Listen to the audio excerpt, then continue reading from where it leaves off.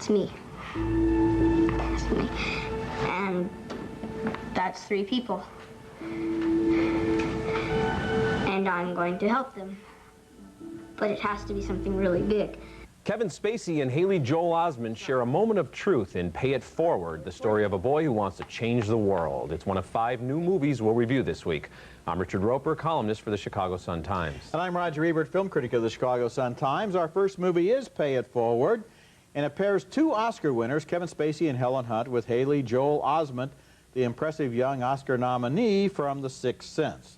The performances are therefore strong and effective, but I can't say as much for the story, which begins as the young boy and his classmates get a year-long project from their new 7th grade teacher whose facial scars have given him deep psychic scars. It's a big assignment. The realm of possibility exists where? In each of you. Here. So you can do it. Trevor, the 7th grader, takes the lesson very seriously and suggests doing someone a favor and having them pass it on threefold until the whole world has been touched. Were you just being nice? About what? About my idea. Do you think it's good, or were you just being teachery? Do I strike you as someone falsely nice? No. You're not even really all that nice. The kid puts his theory into practice by inviting a homeless man to live in the garage. He gave you money? Yes, ma'am. That's his savings. Well, it's clothes and shoes, and I got the job off it. You think you can keep it? You ever been on the street? That's Jim Caviezel as the homeless man.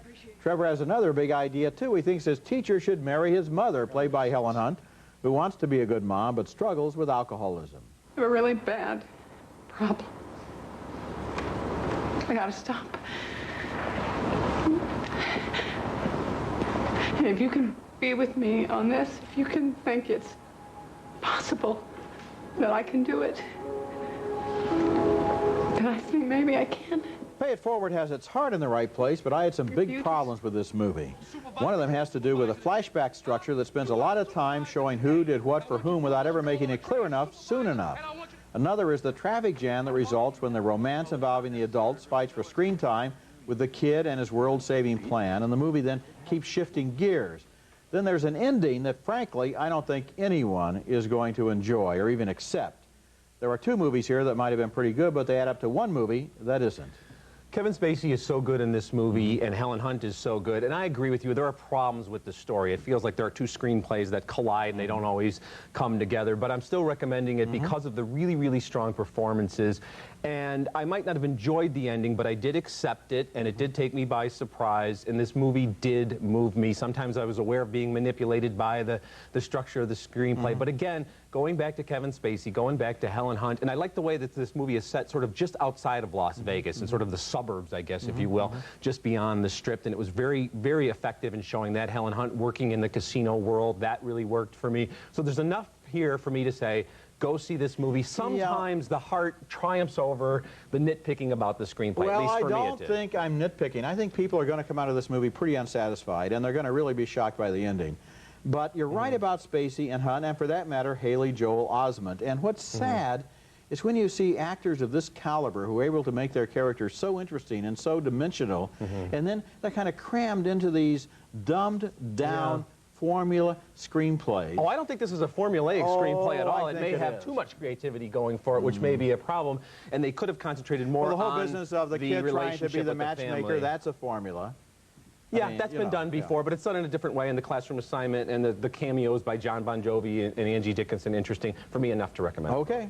Okay, our next movie is The Legend of Drunken Master with Jackie Chan as a real-life Chinese folk hero named Wong Fei Hung. He's the inventor of drunken boxing, actually. Now you're saying, what the heck is drunken boxing? Believe it or not, it's an actual style of kung fu with some moves patterned after the lurching, kind of loosey-goosey mannerisms of someone who's had a few too many drinks. Imagine Dudley Moore's Arthur crossed with the Karate Kid, and you get the idea.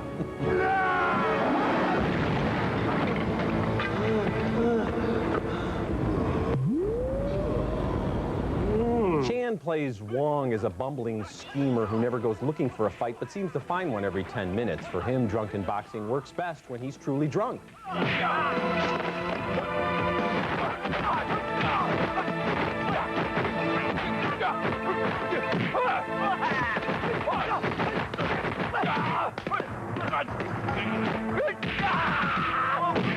Hey, Popeye had his spinach and Wong has his wine. Wong and his family are trying to stop a gang of thieves from stealing precious Chinese artifacts, but the plot really exists only as a setup for the amazing fight sequences.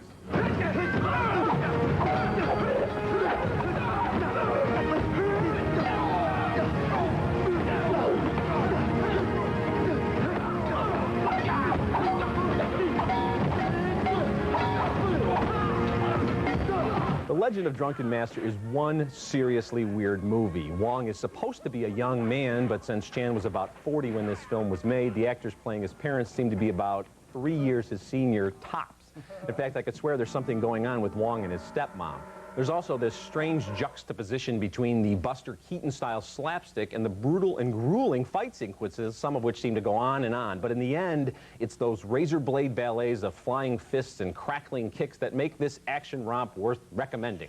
I recommend it too, and I'll tell you, there are people who have never seen a Jackie Chan movie, and I suppose that if you're only going to see one, this is the one to see, because it ends... Or they've only seen the American Jackie Chan movies. They've only seen the watered-down Jackie Chan, Rumble in the Bronx, and so forth, which had its good qualities. But there's a 20-minute sequence at the end of this movie, a fight sequence involving Jackie Chan and his real-life bodyguard, Kin Lo, who stepped in when the real actor was injured. Right. And it is the most amazing, sustained martial arts sequence that I can remember ever having seen in a movie. Maybe ever done, And it involves flames and fire, and Jackie Chan was actually burned while shooting this movie, and railroad cars, and falling from heights, and red-hot pokers, and, of course, whole roomfuls of furniture, knocked over everybody's head. And all done with this amazing high energy, incredible verbal and physical agility that Jackie Chan brings to it. They're so good, and they're having so much fun doing it. They're not asking to take it seriously as any kind of a fight. It's more of an exhibition. It's like watching Gene Kelly in action when Jackie Chan is really moving and twirling and doing all that stuff. You put your finger right on it. This is not violence in the ugly, brutal sense. No. This is like kind of a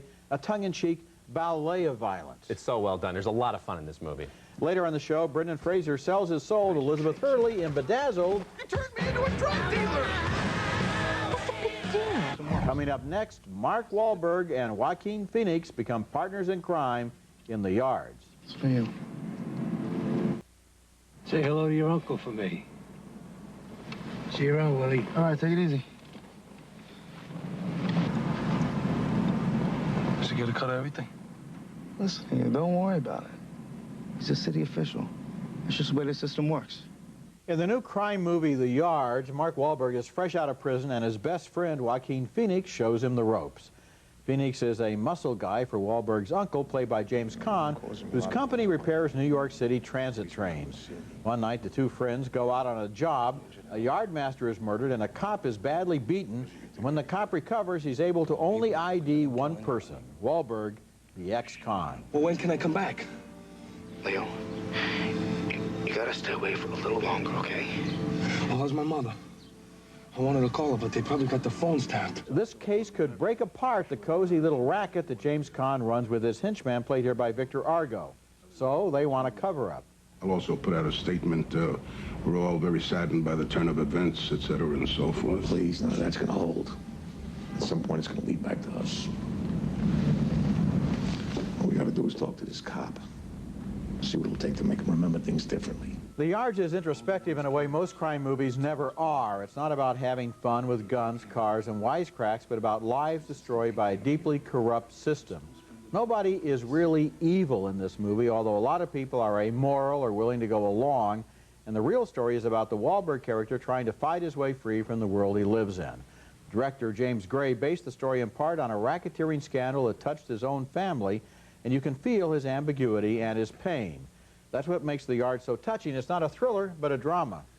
I don't know how you can say nobody's evil in this movie. There are people who get killed, there are people who kill, there are people who are ordering other people to be killed, and to me, if you're going to say, I want somebody dead, that makes you an evil human being. There are a lot of bad people in here. There are also a lot of people who aren't very bright, including the Mark Wahlberg character. The minute he gets out of jail, he gets caught right up again, and it doesn't take him long before he gets in this involvement in the yards, this whole event that takes place where he beats up the cop while Joaquin is with this other guy and he stabs that guy, and that just felt drawn out to me and a manufactured part of the plot so that the rest of the story could go on when in reality they could have just run away and come back and handle it tomorrow. You know, in any action movie, people could run away and then there wouldn't have been anything that happened. Of course they could run away, but they wouldn't have run away in that situation because you can see that they would be in big trouble if they ran away. And of course, one thing bigger leads trouble to because another. they stay. They're not evil in the sense that you have in a different kind of crime movie where that's their nature. It's that the whole system has corrupted and eaten away at these people,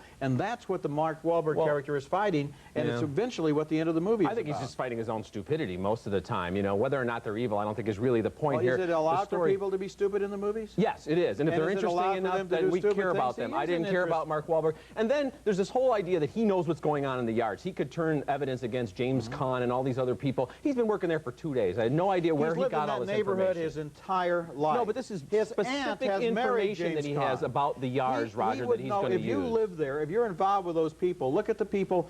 I mean, he was involved with an auto theft ring that involved many of the same people. That's why he went to prison. But when he gets out of prison, they're going to teach him about the yards, and 2 days later he knows all about the yards, and that doesn't work. You know, and I know certain numbers of things about corruption in this city. Certainly, if you lived in the families involved, not enough to testify if you lived in the neighborhood, if you had worked on the crew, if you had kept your ears open, you would know a lot. He's their prize guy because he has inside information. I didn't see where he got it from. Okay, coming up next, a devilish Elizabeth Hurley heats up Brendan Fraser's love life in Bedazzled.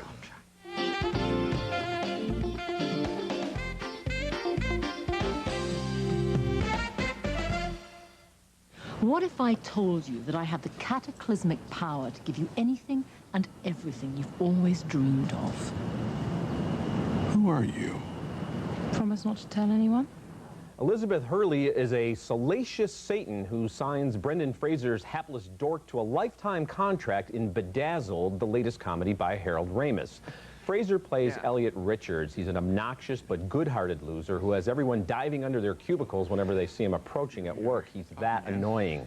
For 3 years, Elliot has had a rather pathetic crush on a coworker named Allison, played by Frances O'Connor, who couldn't pick Elliot out of a lineup. You know, I'm here with some friends, and I was wondering if maybe you wanted to...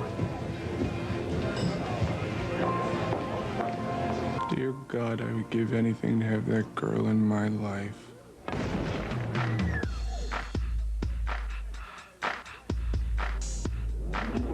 Elliot's contract gives him 7 wishes. His first choice is to be rich, powerful, and married to Allison. So the devil turns him into a Colombian drug lord. Buenos días, señor. ¿Le apetece algo de comer? ¿Cómo dices? No habla español. Un momento. Realmente estoy hablando español. Hola. Mucho gusto. No, gracias. Soy alérgico a los crustáceos. It takes Elliot a long time to figure out that if he's not very specific in voicing his wishes, Satan will find a loophole that will result in the wish backfiring. Let's see. Big, strong, rich, athletic, something you like, lots of fans. Are you thinking what I'm thinking? Oh, I hope so. In the form of a wish? I wish I could play professional basketball. Then I'll just say the magic words, Dennis Rodman. Bedazzled is a remake of a 1967 British comedy starring Peter Cook and Dudley Moore, but the comedy in this update is timid, dated, and uninspired. This is especially disappointing because Harold Ramis has been a major factor in such richly funny movies as Stripes and Ghostbusters and Groundhog Day. Fraser scores a few laughs with the different versions of Elliot that are created by his wishes, but he's no Eddie Murphy, and there's nothing in the Frances O'Connor character to explain why he's so obsessed with her. His relationship with the breathtaking Satan seems to have more potential. Maybe he should have pointed one of his wishes in her direction. I agree with you about O'Connor, but I also was disappointed in Hurley. She doesn't have the sense of danger and risk that you need with Satan. Looking at the movie, I was thinking, how about Courtney Love in this role? You know, somebody who really would be able to kind of hex somebody. Yes, somebody who could play the devil. Elizabeth Hurley is too bland. She's playing the devil as a costume role rather than really bringing the kind of zest to the role that I think it requires. I think they could have made it work with the gorgeous Satan if there was something there between maybe the Fraser character and her. That would just work. to have her look good and wear all these little costumes, so what? Okay, our next movie is called Two-Family House, and like The Yards, it's inspired by the director's memories. This one is based on the story of the director's Uncle Buddy. The movie stars Michael Rispoli from The Sopranos as Buddy, who dreams of opening a bar on Staten Island and singing there on Saturday nights. His wife is played by Catherine Narducci, also from The Sopranos, and she ridicules it. You're making a fool of yourself in front of the whole neighborhood. What is with you, huh? If I was making thousands of dollars doing this, you'd be proud of me. That's exactly my point. The only reason you should be dancing around like a monkey is if you're getting paid for it. Buddy buys a building and finds he's inherited 2 upstairs tenants, a nasty drunk and his much younger pregnant wife, played by Kelly MacDonald. When the abusive husband disappears, Buddy helps the woman get set up in a new place. No, I wasn't making a pass at you. If I was making a pass at you, you'd know I was making a pass at you. Don't flatter yourself, huh? I think you like your meat a little darker anyway. Her baby, conceived out of wedlock, is half black, which creates a scandal in that place and time. But Buddy is touched by her decision to keep the child and decides to stand by her. The neighbors think he's gone nuts. I was thinking maybe you guys want to come down. You know, see the place. I'm going to sing. Mary, she's going to cook. I'm staying open Christmas Eve. Oh, yeah, well, maybe after you close, huh? Yeah, maybe. Michael Rispoli plays Buddy as a guy who more or less shares the prejudices of the people around him until he begins to care about that young woman and her non-white child. Then he acts according to his own better nature. His family and friends write him off, but in the long run he turns out to be happy and successful, and there's a happy ending to the story of the woman and her child, too.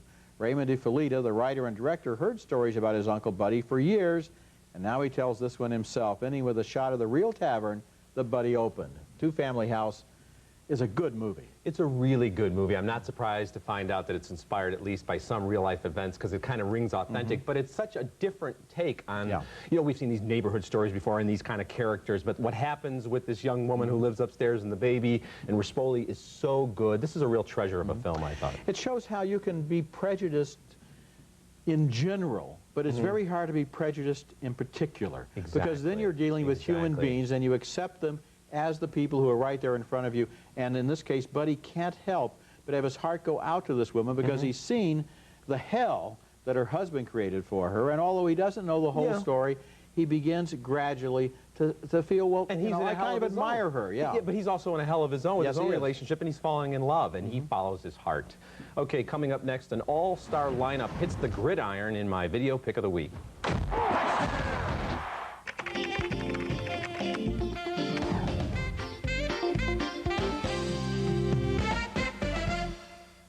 Football is played for laughs and romance in The Replacements, and it's the springboard to racial understandings in Remember the Titans, but the cutthroat nature of the game takes center stage in Oliver Stone's Any Given Sunday. Al Pacino is the legendary coach who's near the end of his career, and he's struggling to relate to a new generation of gridiron mercenaries on and off the field. Cameron Diaz is the cold-hearted owner of the team, and Jamie Foxx is the cocky young quarterback with a me-first attitude. I was wondering if we could go out for a drink or something, hang. I'm flattered, Willie. Really, I am. But I've never dated players. It gives the wrong impression. I guess you're saying you're influenced by what other people think. I think we all are in business. Stone uses roller coaster camera moves along with a hip-hop heavy metal soundtrack to underscore the bone-crushing violence on the field.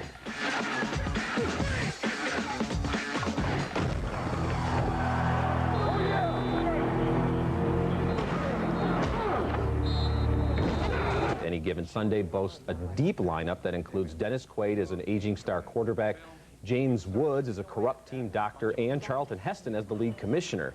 But the movie works primarily because of Pacino's leathery, world-weary coach and those action montages which capture the sport like no other movie I've seen. It's one of the best football movies ever made, and it's my video pick of the week.